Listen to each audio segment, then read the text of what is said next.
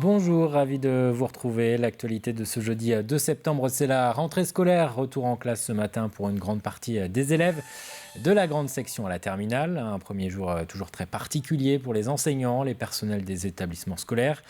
Et bien sûr pour les enfants, mais aussi les parents. Ambiance à l'école Paul-Émile Pajot des Sables-d'Olonne où l'on retrouve Alexia Janet. Ça y est, le coup d'envoi est lancé pour cette nouvelle rentrée 2021. Alors après 2 mois de vacances, le réveil est parfois difficile pour ces élèves d'école élémentaire, mais pour d'autres, c'est aussi la satisfaction de pouvoir enfin retrouver les bancs de l'école. Stressée, très stressée, très stressée. Tout s'est bien passé, mais c'est pour maman que c'est dur en fait.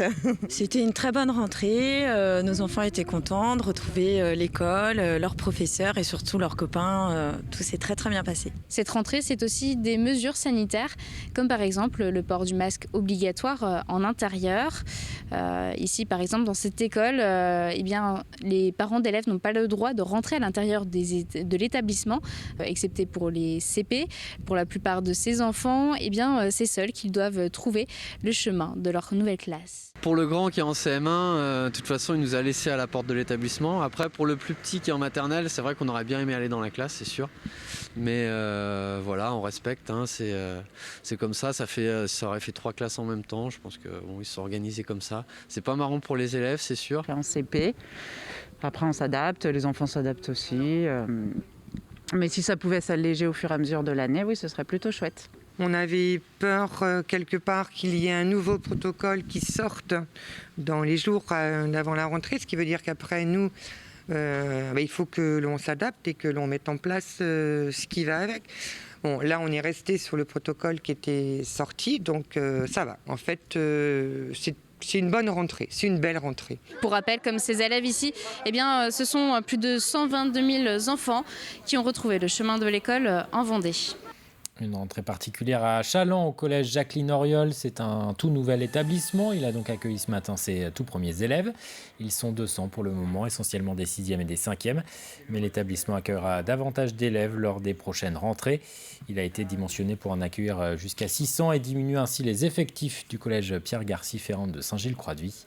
Alors, quel sentiment pour cette première journée dans un établissement tout neuf? Écoutez ces réactions recueillies par Grégoire de Châtillon.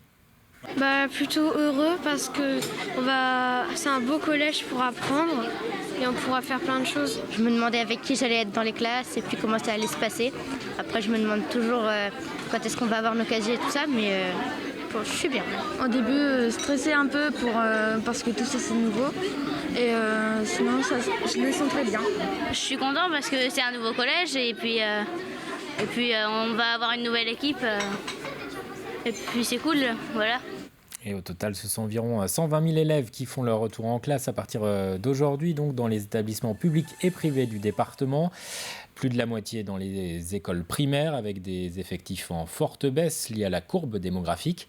Au collège, le nombre d'élèves est relativement stable. Les lycées vendéens, eux, accueillent davantage d'élèves. Ils sont un peu plus de 21 000. À noter que pour répondre à cette hausse, un nouveau lycée a ouvert en cette rentrée à Saint-Gilles-Croix-de-Vie. Les étudiants ont également commencé à retrouver les campus des universités, une rentrée échelonnée en fonction des cursus. À La Roche-sur-Yon, au pôle universitaire de la Courtésière, les élèves de l'IUT ont été les premiers à reprendre les cours, tous en présentiel, après plusieurs mois de cours à distance l'an dernier, en raison des contraintes sanitaires. Étudiants et enseignants espèrent tous que cette année sera celle du retour à la normale. Pierre Dalicieux. Une rentrée universitaire sous haute surveillance. Ici, les étudiants seront cette année plus accompagnés qu'une année classique. Car l'année dernière, avec les confinements successifs, les apprentissages ont été perturbés et les situations personnelles de certains se sont également dégradées. Il va falloir qu'on soit vigilant, qu'on soit à l'écoute des étudiants parce qu'en effet, on est sur une année où ils peuvent manquer de confiance en eux, malheureusement, suite aux dernières années et les études qu'ils ont suivies. Et la deuxième, c'est d'être vigilant en effet sur leur précarité, de s'assurer que chacun mange à sa faim et que de poursuivre ses études, c'est tout simplement, ça ne devient pas une difficulté pour eux. Des étudiants qui vont donc cette année être un peu plus suivis avec quelques aménagements au niveau des cours. Car pour beaucoup, revenir à 100% en présentiel n'était pas arrivé depuis plusieurs mois. Il y aura des ateliers théâtre animés par des comédiens, puisque là, ils se sont recroquevillés un petit peu sur eux-mêmes, sur les canapés, etc., dans leur chambre devant un PC. Donc là, on va leur réapprendre à communiquer, à être bien avec les autres, à délier leur corps. Donc ça, c'est une première chose pour les premières années. Il va y avoir du tutorat étudiant qui va être mis en place. Donc on sait très bien que le tutorat entre pairs, ça marche très bien. Donc on a des deuxièmes années qui vont à la carte proposer leur aide. Alors que ça peut être sur des points méthodologiques ou des connaissances dès qu'ils auront eu un peu de cours. Les jeunes, eux, sont tous un peu stressés, certes, mais heureux de revoir du monde. Je pense que ça va nous faire du bien de reprendre un rythme autre et de bien reprendre, d'intégrer un nouveau milieu et du coup de bien être intégré, être dedans en présentiel. C'est vrai qu'on aurait pu apprendre plus de choses, mais bon, même avec le distanciel, on a réussi à quand même garder des bases. Et puis je pense que cette année, ça va être l'occasion de repartir sur de nouvelles bases et puis d'en apprendre plus que l'année dernière. Une rentrée qui va s'échelonner sur plusieurs jours selon les niveaux. Là aussi, une première pour ne pas brusquer les étudiants. Et en cette période de rentrée, une association a décidé d'alerter sur les difficultés pour certains jeunes à rester sur l'île Dieu en cause le manque de logement. Une association a donc été créée, elle s'appelle Les Enfants de Tempête et a pour but de trouver des solutions. Écoutez.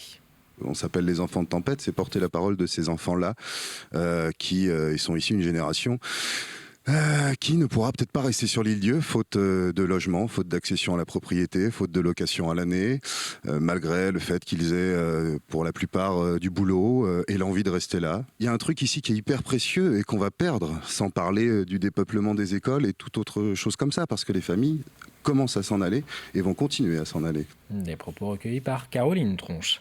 Un dernier mot de sport. Aux Jeux paralympiques, la nageuse Anaëlle Roulet s'est hissée jusqu'en finale du 100 mètres d'eau, mais pas de podium pour la Vendéenne, licenciée au Sables d'Olonne. Elle a terminé 5e, c'était sa 3e participation aux Jeux paralympiques. Désormais, la dernière chance de médaille vendéenne repose sur Stéphane Houdet, le licencié de Saint-Hilaire-de-Riez, disputera ce vendredi la finale de tennis fauteuil en double avec Nicolas Peffer. Les prévisions météo pour cet après-midi, quelques nuages, mais dans l'ensemble un ciel bleu et du soleil, toujours du vent de nord-est. Les températures sont en hausse, 31 à 32 degrés attendus au meilleur de l'après-midi dans l'intérieur des terres, 21 à 24 degrés sur le littoral. C'est la fin de cette édition. Très bon après-midi sur TV Vendée.